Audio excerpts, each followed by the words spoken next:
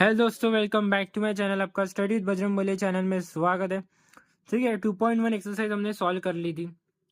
ठीक है, 2.1 एक्सरसाइज हमने सॉल्व कर ली थी। अब अभी हमारी 2.2 एक्सरसाइज चालू है। ठीक है, उसके ऊपर हमारा थर्ड लेक्चर है। तो हमें एडजॉइंट फाइंड करना है, एडजॉइंट फाइंड करना है ऑफ द मैट्रिक का। सबसे पहले हमने 2.1 2.2 के सबसे पहले क्वेश्चन हमने हमने कोफैक्टर माइनर फाइंड करना सीखा। माइनर से हमने कोफैक्टर फाइंड किया। कोफैक्टर से अभी हमें एडजॉइंट फाइंड करना है। ठीक है, तो सबसे पहले हमें को फैक्टर से, अगर आपको पता होगा तो ये बहुत इजी है। को फैक्टर थोड़ा सा हार्ड था निकालना, मतलब 2/2 का थोड़ा इजी था। मतलब 2/2 मतलब ये 2 रो और 2 कॉलम वाला इजी था। बाकी 3 कॉलम और 3 रो वाला आता है तो थोड़ा टाइम लगता है करने के लिए, इसलिए थोड़ा को फैक्टर हार्ड जाता है। पर माइनर, यहाँ पे आपको माइनर निकाला होगा, को फैक्टर निकाला होगा, और को फैक्टर के से ही हम क्या निकालेंगे, एग्जॉइंट निकालेंगे। को फैक्टर के हेल्प से हम एग्जॉइंट निकालेंगे। तो ठीक है, स्टार्ट करते हैं। सबसे पहले हम एग्जाम्पल के साथ, मतलब एकदम एग्जाम्पल के साथ समझते हैं। ठीक है, सबसे पहले हम को फैक्टर का ही लेते हैं। ठीक है, ये को फैक्टर है।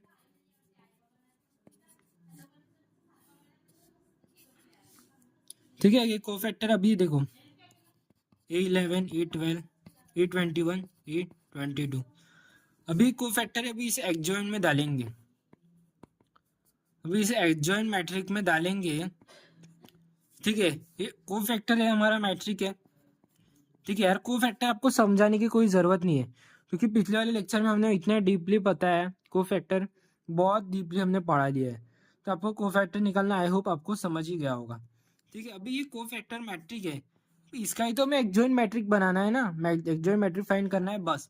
ये आपको कैसे दिख रहा है, रो में दिख रहा है, तो हम इसे कॉलम में कन्वर्ट कर देंगे। मतलब हॉरिजॉन्टल को वर्टिकल में कन्वर्ट कर देंगे। मतलब A11, A12, A21, A22। ठीक है, ये आ गया। अभी ये ऐसा ही तो फाइंड करना है ना हमें, को फैक्टर फाइंड करना है और एग्जॉइंट मैट्रिक करना है। बहुत इजी है।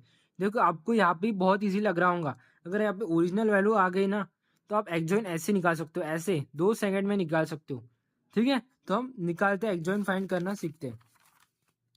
अगर आपको एग्जाम्पल में इतना अच्छा नहीं समझ आएगा, क्योंकि मैंने डायरेक्ट को फैक्टर बताया, तो सबसे पहले हम फॉर्म में लिख देते हैं। ये कौन से फॉर्म में, A11, A12, A21, A22।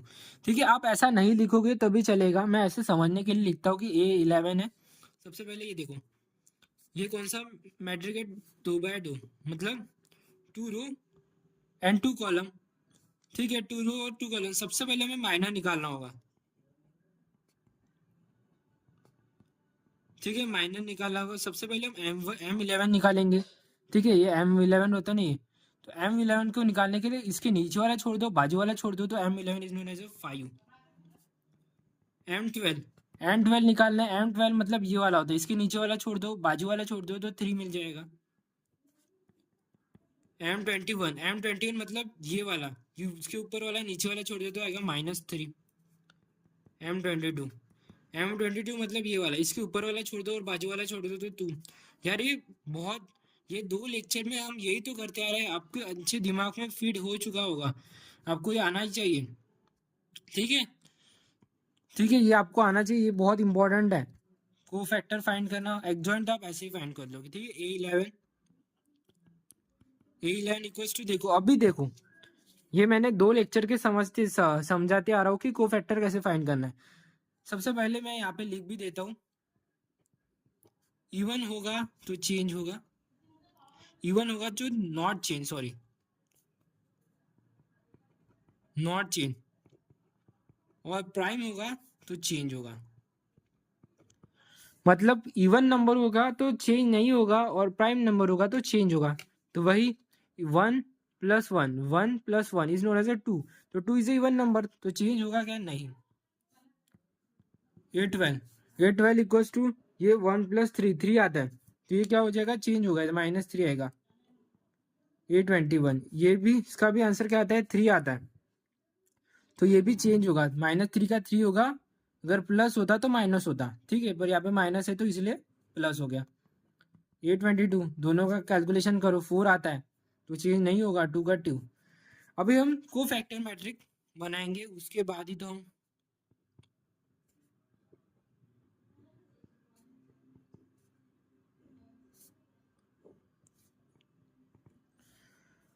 अभी कोफैक्टर मैट्रिक बस डाल दो ये एलिमेंट यहाँ पे रो के हिसाब से।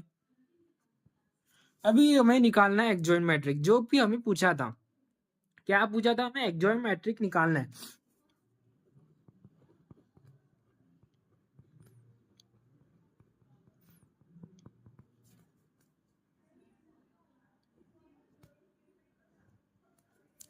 अभी बस ये रो के फॉर्म में, इसे कॉलम के फॉर्म में कर दो, मतलब ये हॉरिजॉन्टल के फॉर्म में, इसे वर्टिकल में कन्वर्ट कर दो, मतलब 5 3, ये यहाँ पे जाएगा, ये 3 ऊपर जाएगा 3 2। फाइनल आंसर एडजॉइंट फाइंड कर लिया है पहला, इसका एडजॉइंट फाइंड कर लिया है। ठीक है, आई होप आपको समझ गया होगा एडजॉइंट कैसे फाइंड करना है। बस आपको माइनर और को फैक्टर में ही बहुत ज़्यादा दिक्कत आएगी, ज़्यादा से ज़्यादा को फैक्टर निकालने में बहुत ज़्यादा दिक्कत आएगी। यहाँ पे देखो 2 बाय 2 है, इसलिए आपको कोई फ़र्क नहीं पड़ा, मतलब 2 कॉलम है और 2 रो में, इसलिए आपको कोई फ़र्क नहीं पड़ेगा, ईजी तरीके से आप निकाल लोगे। पर अगर आपको यहाँ पे 3 बाय 3 आएगा तो आपको बहुत टाइम लगेगा। मैंने यहाँ पे 2 मिनट में आपको 2-3 मिनट में समझा के आपको बता दिया होगा। वैसे मैं एक्सप्लेन कर रहा हूँ तो अभी शायद 6.5 मिनट हो गए। ठीक है, अरे आप खुद से करोगे तो आप 2 मिनट में कर लोगे, पर उसके लिए आपको 5 मिनट लगेंगे, वो 3 बाय 3 वाला है। तो इसलिए ये मैंने आपको करके समझा दिया। मेरी ये इच्छा है कि आप खुद से 3 बाय 3 वाला करो। वैसे तो लेक्चर नंबर 4 बनेगा, उसके आप उसको उस पर आप कर सेकेंड वाला बताएंगे। ठीक है, सेकेंड वाला बताएंगे तो सेकेंड वाला बताएंगे उस, ठीक है, ठीक है, सेकंड वाला 3 बाय 3 वाला खुद से करके देखो। ठीक है, और नहीं समझा तो मैं लेक्चर नंबर 4 में तो आपको बताने वाले हूँ। आई होप आपको वीडियो अच्छी लगी होगी, और वीडियो अच्छी लगे तो प्लीज़ लाइक करो, सब्सक्राइब कर दो। मिलते हैं नेक्स्ट वीडियो में।